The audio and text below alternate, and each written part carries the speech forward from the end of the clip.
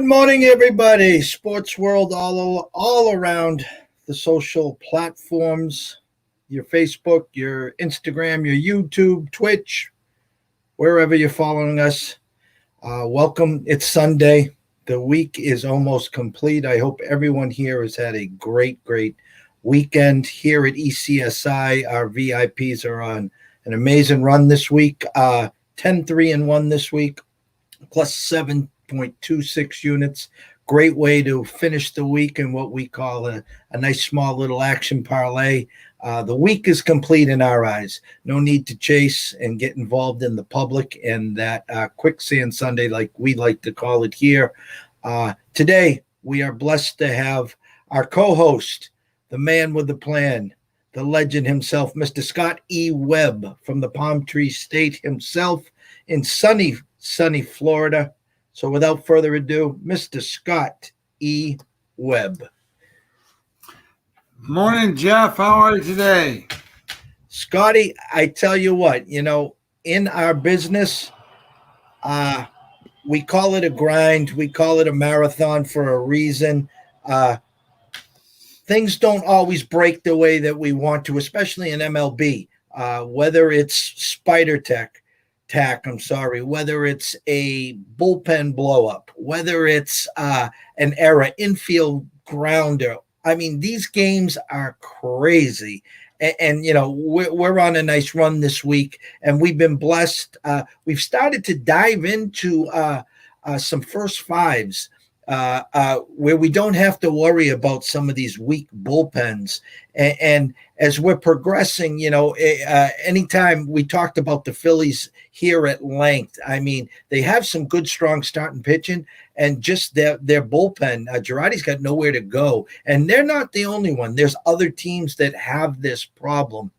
My question to you, in exactly what you do, how you peel the onion back, and when you're diving into your web report, your odds, how are you looking at these back ends? How are you trying to eliminate right side, wrong results, great starting pitcher, value, EV, but a little leery of the back ends?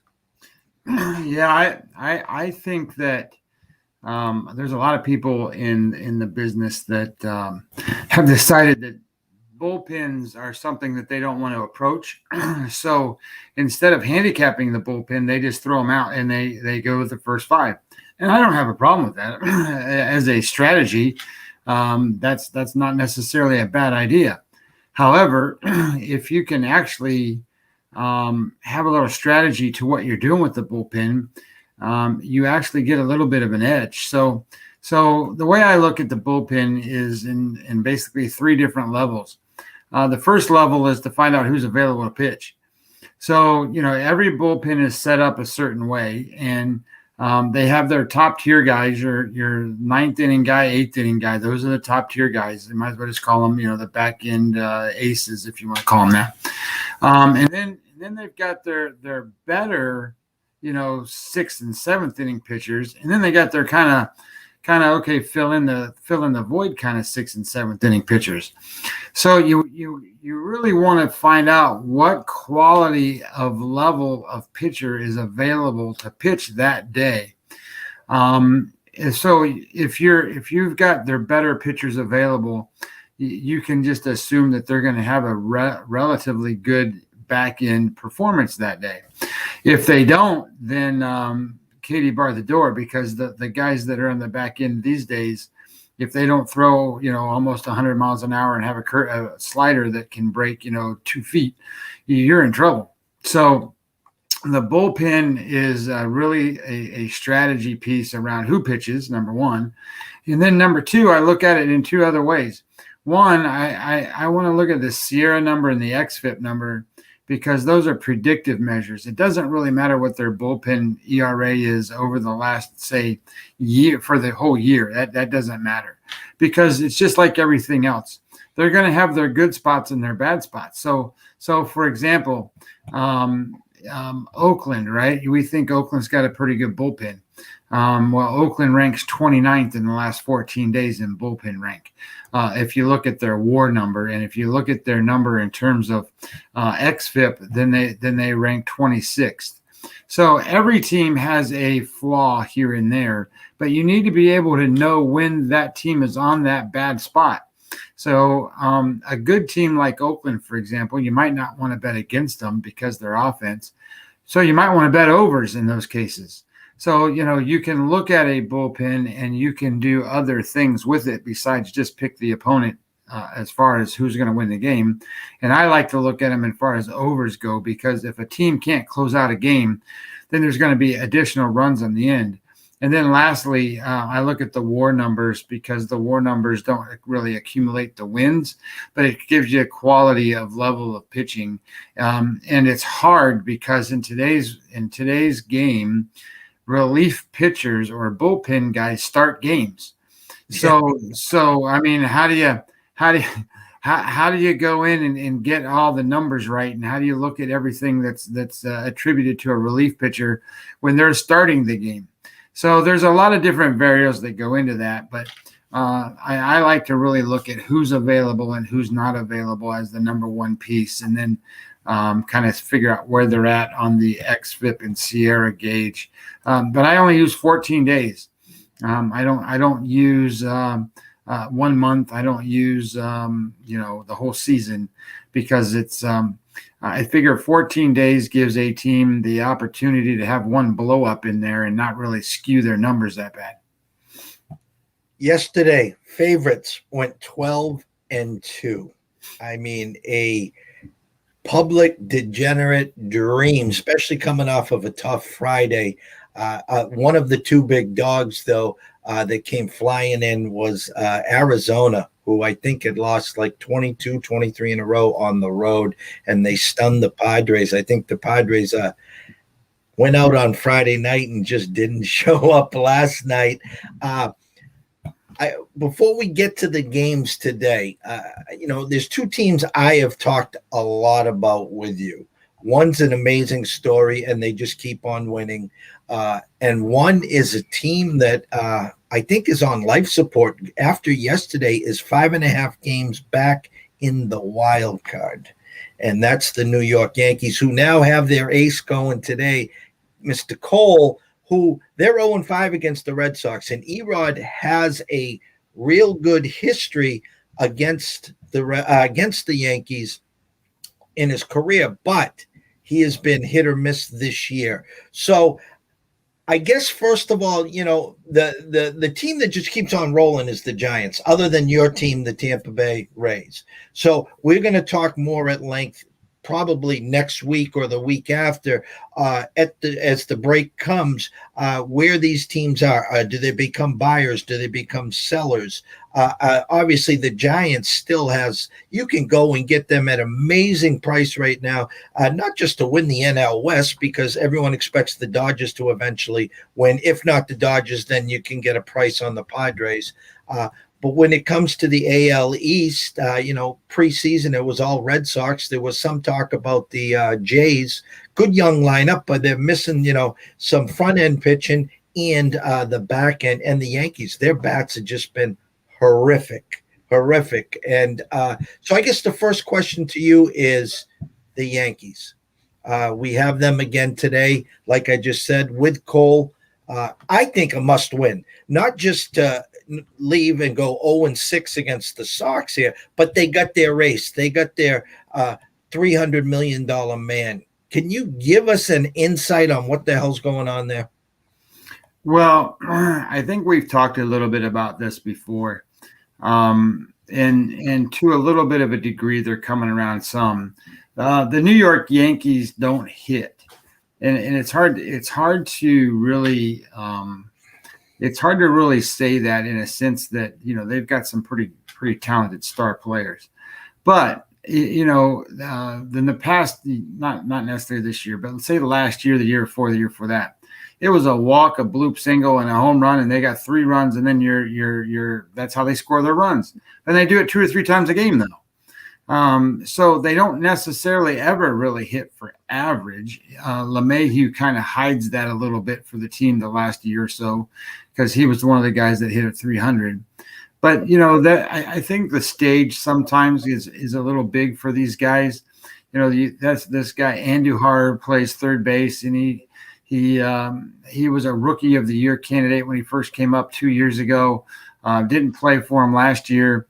Was in a situation where they didn't like his fielding ability at third base, so they tried him in the outfield and did some other stuff. Send him down to the minor leagues. He bats 400, hits 30 home runs. That kind of guy.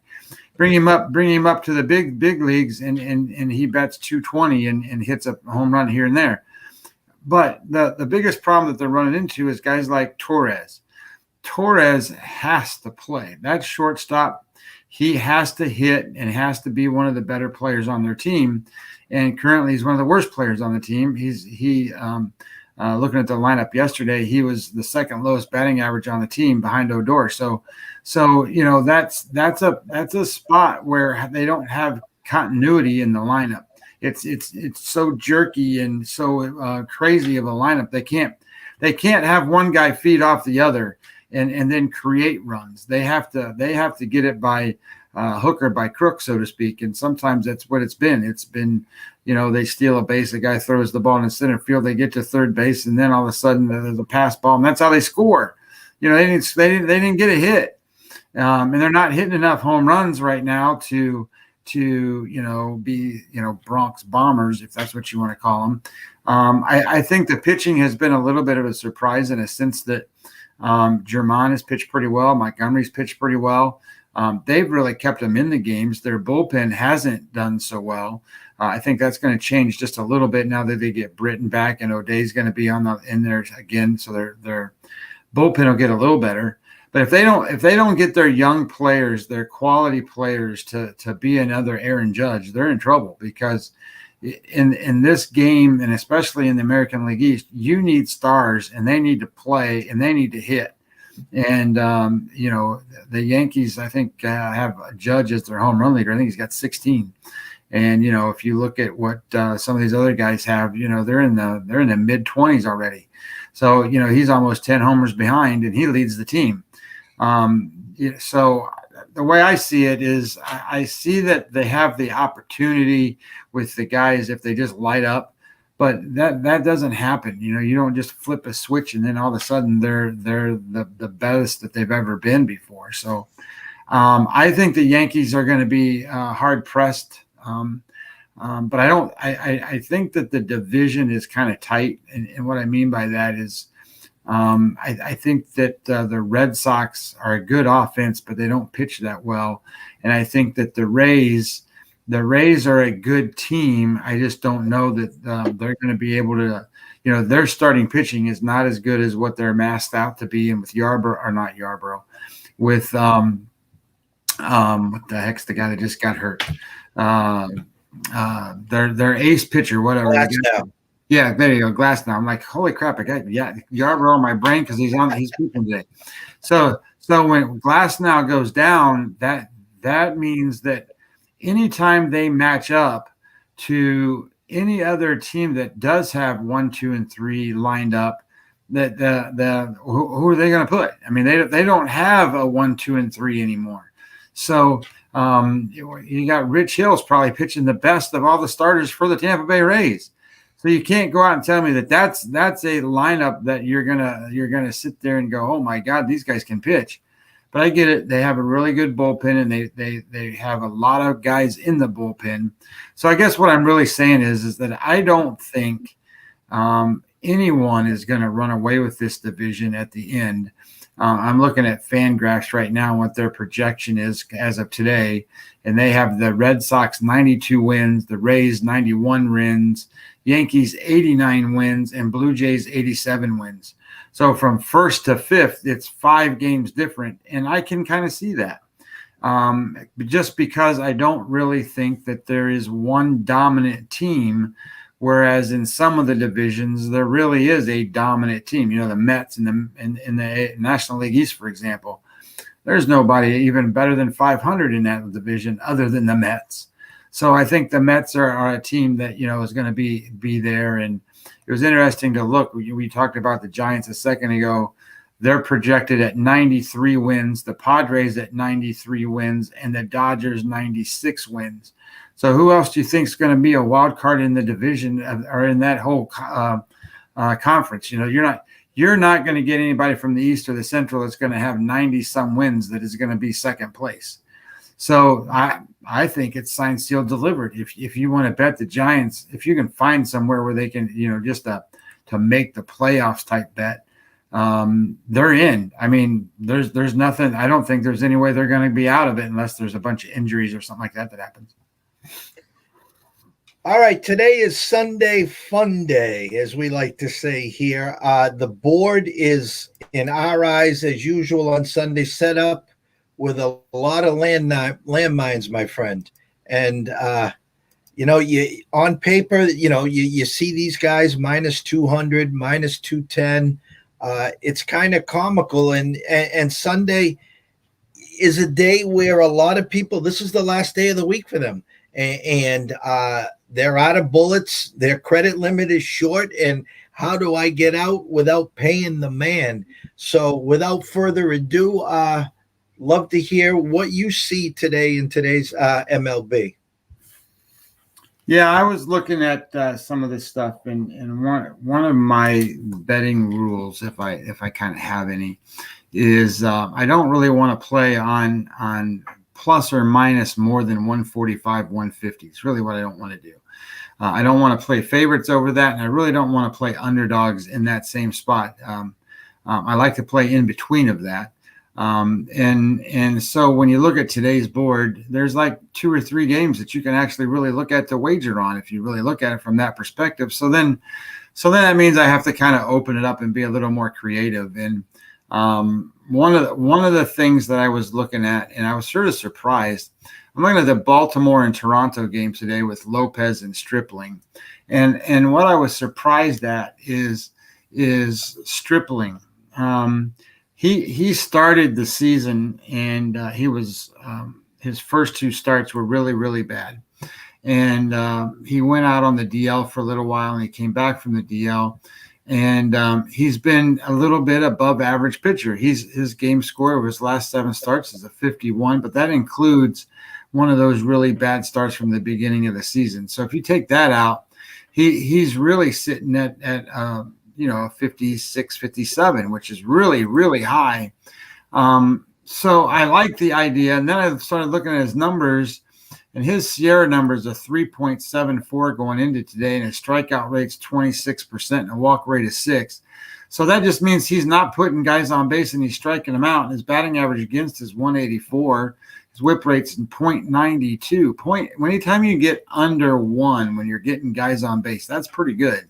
So I like the idea that he's been pitching really well. And Lopez on the other side,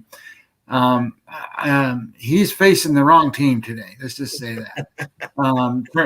Toronto can hit, and Toronto is going to face a guy that he's got 22% strikeout rate, which is not the lowest on the board, but he's red, which means he's bottom third of the league.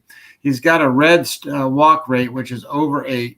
His swing and miss is 7.1. 7.1 is the second lowest number on the board. And what that means is that's a ball in the strike zone and a batter swings and misses. And only 7% of the time does that happen. So if you're facing Toronto and you've got a guy that's going to get hit, he has a little bit of a walk rate. His whip rate's 1.44. He's given up 1.71 home runs per 9 innings. I think you're going to be in a spot where you kind of like Toronto. So how do you figure out how to bet them? So if you change in because the line's like, think it's what, minus 220 or something? No, it's minus 250 or something. 265 right now. Oh my goodness. So you're not going to pay minus 260. That's just silly. So you want to flip this to the best of your ability. So even if you take it and you put it on the run line, I'm not looking at it right this minus second. 140. So the run line's minus 140. So I don't really like to play the run line on the home team. So we're going to say we can't do that. So let's see what about the first 5 run line total. So I click the button and I get to the first line run line, and it's a little bit more than what I played. I played it and I bet it at 155. So I said 150 is my number. 155, okay, it's a stretch, but I kind of like the matchup. I like the way it's going. And then the one thing that I looked at was, I'm like, well, how does this Lopez guy do? Has he ever really faced Toronto before? Well, you're going to love this. He's pitched 3 games against Toronto. He's pitched 11 and 1/3 innings. And remember, 11 and 1/3 innings. He's given up 20 hits in those 11 and 1/3 innings and 17 runs. So that's an earned run average of 13.5 in 3 games against Toronto.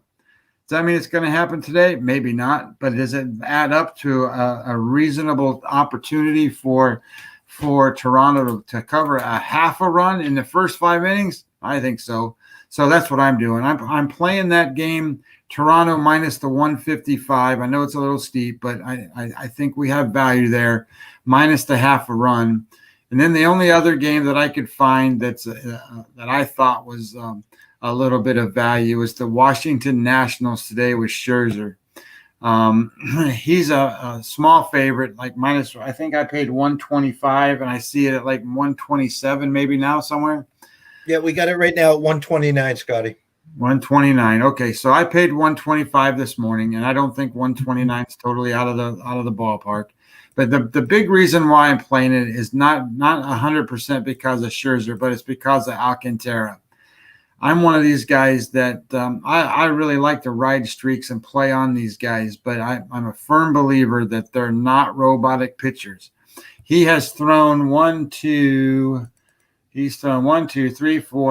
straight games above 60, and 6 of his last 7 games above 60 in terms of a game score, which means he has been absolute dynamite. And I know you've been on him a couple times in the last couple of weeks, and he's pitched really well, and they just lose 2-1 or 1-0 or whatever it is. And I'm looking at it from that perspective that he's in a position where what I call regression ripe. That means that he's in a spot where he's going to hit one of those lulls. And I think that's going to happen here because he has not had great success against Washington. And Scherzer is a 2.64 Sierra number. And even with how good Alcantara's been, his Sierra number is 3.84. And a big difference is strikeout rate, 38% for Scherzer, only 17% for Alcantara, which means that he's going to get hit.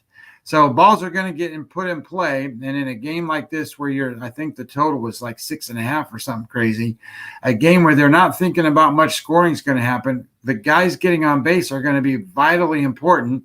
And if you're going to have Washington with the ability to put the bat on the ball more than what you're going to have with Miami, I think that gives you an edge. And I think the edge is bigger than minus 125. And you talk about Alcantara, and thank you. You're spot on. I discussed this at length, and it almost kills me, especially even the Marlins, for instance. Young team, just the consistency of scoring is not there. We have been on the wrong side of Alcantara a handful of times. Great pitcher, and he's almost got the DeGrom disease where they just don't score for him. And you were right on with the 2-1, 3-2s. And just very frustrating. Again, another team that can put a lot of guys on base, and just like the Yankees, can't get that clutch hit. When you see that. I wanted to bring up one game here as we'll close it out on today's board. And I'm talking, we were talking about back ends, and I think one of the worst in baseball is the Phillies. They just can't win. It doesn't matter. Neris, pulled from the starting job, and then what's he do? He throws them back in, and they just can't win. And coming off the doubleheader here, I'm looking at this game here. We've seen some reverse line movement already on the Phillies. It's a great matchup of Wheeler versus Stroman. The Mets opened up minus 122, currently at minus 119. 51% of the bets, 59% of the money is coming in on the home team Mets with Stroman. What we'd like to do is throw out to all the listeners here our ECSI freebie on our side here. We looked up the first five, and it's basically a pick 'em. So we lean here, the Phillies with Wheeler, and we had them at -110. Again, we're staying far, far away from the bullpen. We're just hoping that, maybe we can get a couple runs early and then just get pushed through that fifth inning. When you're following these things, the key to success in the first five is not to get that top of the order up there for the third time. And that's always the comical part when you see this happening to you. You're right there, and then, oh my God, the pitcher gets on, and then here comes the top of the order for the third time. But we'll throw out here for our freebie on Sunday, the Phillies -110 first five with Wheeler.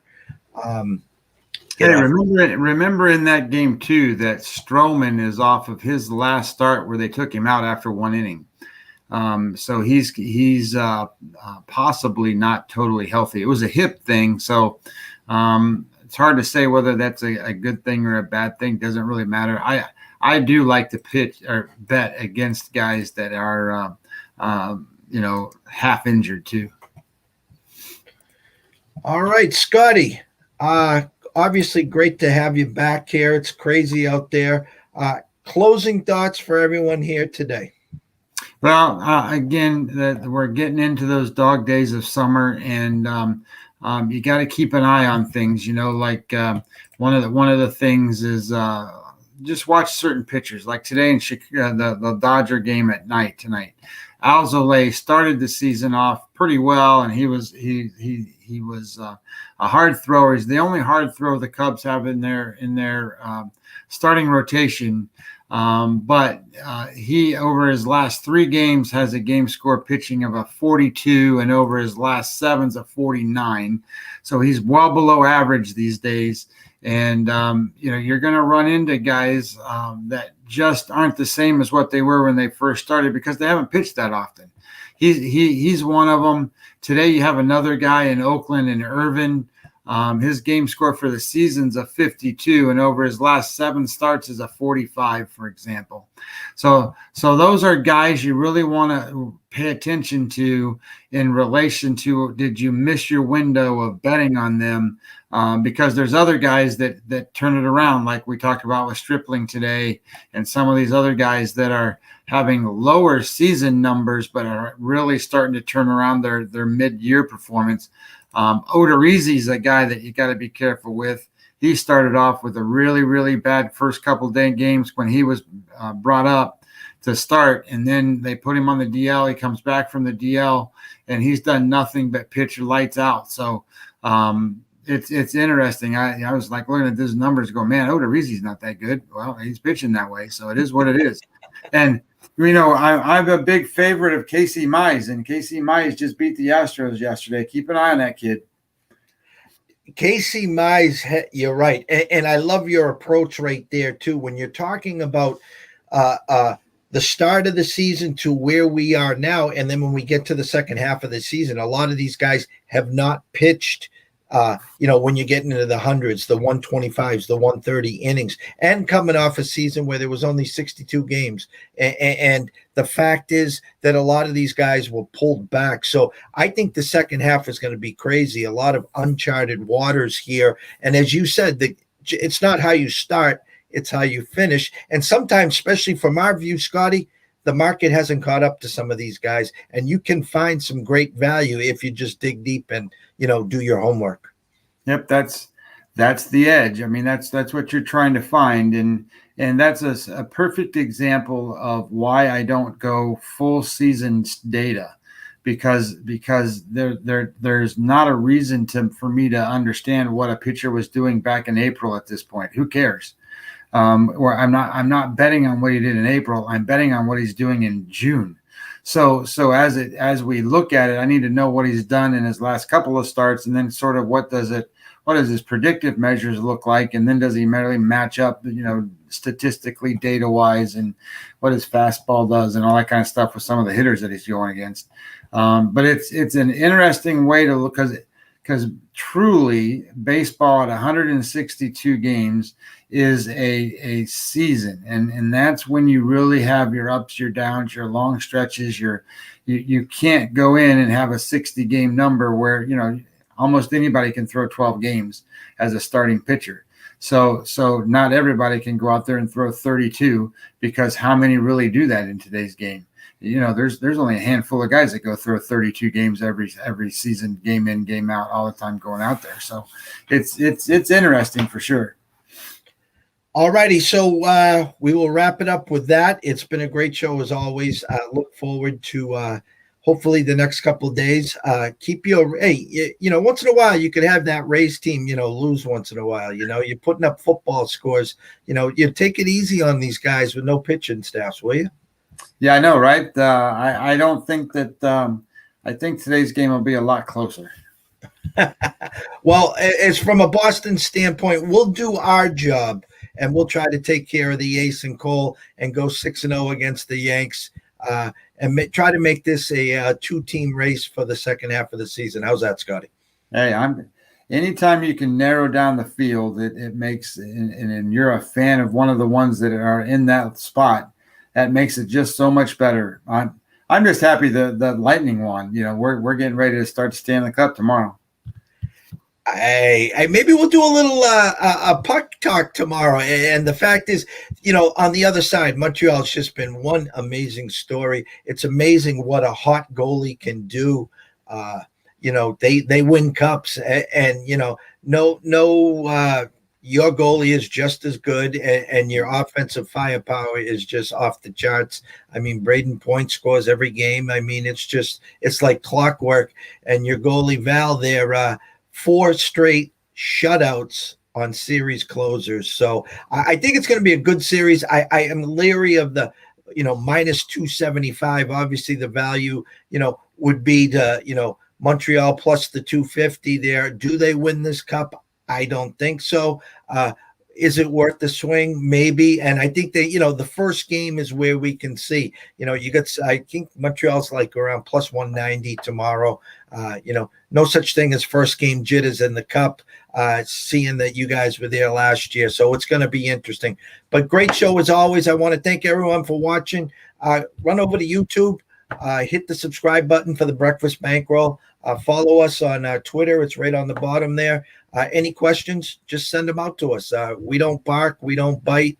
We're here to educate and not entertain. So to all, best of luck today. Hope you cash some tickets. I hope you stay in your lane and enjoy the day.